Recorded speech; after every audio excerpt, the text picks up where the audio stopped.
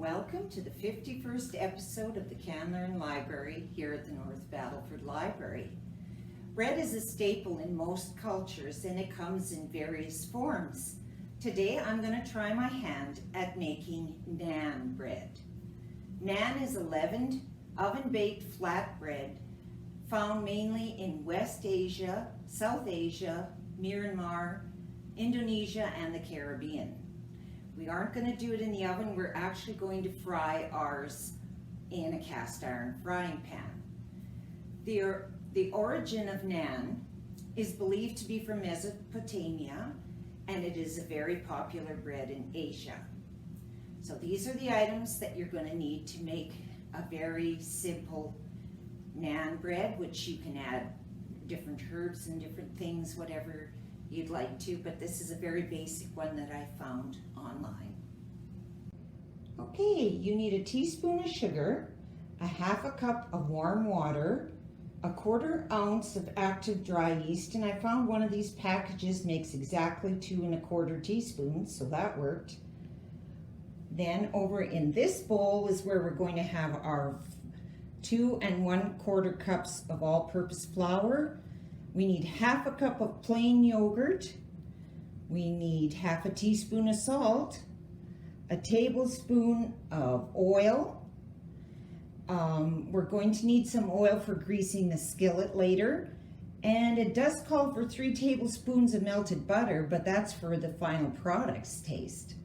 Okay, let's get started with the yeast.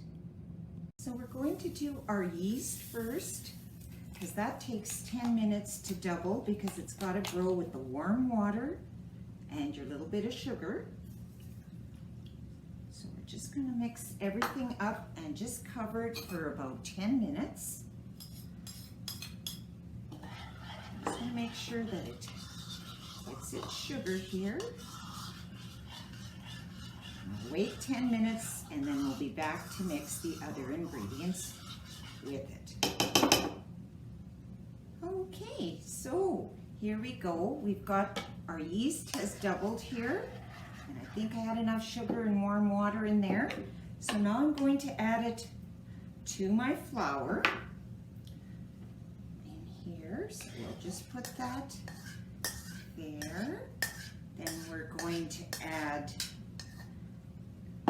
our yogurt. Put that all in there.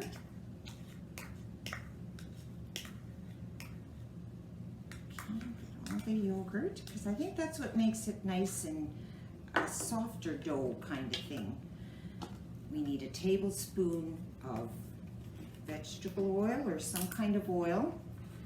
I think what I've got here is Crisco vegetable oil, but you can use, I think, whatever kind of oil you like. Come on, lid. There we go. We'll mix that in there. A little bit of salt.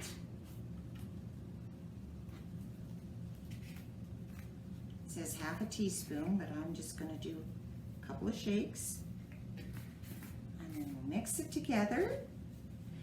And then once it's all mixed together, then we're going to let it rise for about an hour because they want it to double. So I'm just going to mix this up and let it rise. So hopefully it will rise. Maybe your luck with yeast is better than mine, but we'll see. Okay, I think I know why mine may not have risen as much as yours might, because I did forget one step when I was mixing it, that I needed to knead the dough for about 10 minutes so that it became smooth and shiny. So I'm wondering if I do a little bit. It's probably supposed to be more elastic, but I'm hoping that you will remember to do this. I may not get 8 out of this because it didn't rise, of course, because I didn't need it. Oh, well, we'll do the best we can with what we've got. Just knead it a little here. doesn't rise too much in the frying pan, which is where we gotta go next. Yeah, it should have risen a lot more than this. Well, it's kind of a learning thing, isn't it? When you forget to do something. I remember one time I forgot to put liquids in something that really needed liquids, and I'm wondering, why is this so dry? Oh, so yeah, I can just see that that's probably what I did here. So I just knead it a bit here. And then it says to cut it into 8 pieces and roll it out to be about an 8-inch circle using a rolling pin. Just one moment, I gotta get it. Well, I guess I could just divide it with my hand. All right. I don't know if I'll get 8 pieces, but we'll see. Okay. Now,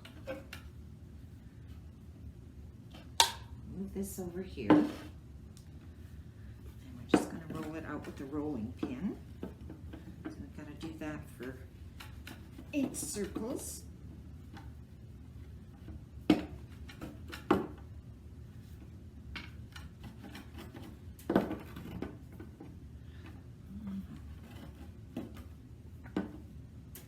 It says an 8-inch one, but as I said, because mine I didn't knead it, I may not be able to roll it quite as much because it's certainly not as spongy as something that had supposed to have risen.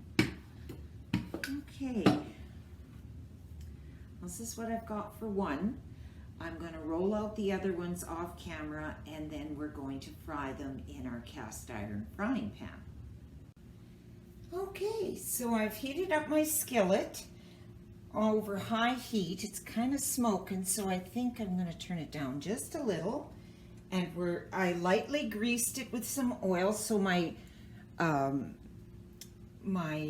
bread doesn't stick. And we are to cook this. Place the dough on the skillet. When it puffs up and bubbles and burnt spots appear, I don't think they mean burnt, but I probably dark brown, then flip it over and cook the other side. And you repeat until all the dough pieces are done. So let's see what's happening here. See, I'm not sure if you can see. I'll just maybe move this up here. Can you just sort of, that's not working. Can you see it? Ah, no, this way. There we go. It's showing that they're just getting lightly browned and bubbly. So we're going to do that with all 8 of these. Let's just see. I'm just worried about them being cooked enough after my not letting them, not kneading it. But it says it's supposed to puffs up and bubbles and burnt spots appear. Well, to me that looks, it's starting to puff up. Okay, so if you can see that there, that's kind of what we got to do with the rest of the 7. So I'm going to cook them all and then I'll show you what they all look like. And here is the naan bread -1 because I ate one while I was cooking them. They do puff up pretty good. Probably would have puffed up better had I kneaded them. So all my advice is don't forget to knead it. I hope you will try these despite my mistakes. They are really tasty, and I think with some different spices you could make them garlicky or oniony or just plain like this with a little bit of melted butter. That's all the time we have left for today. See you next time for the Can Learn Library. Take care.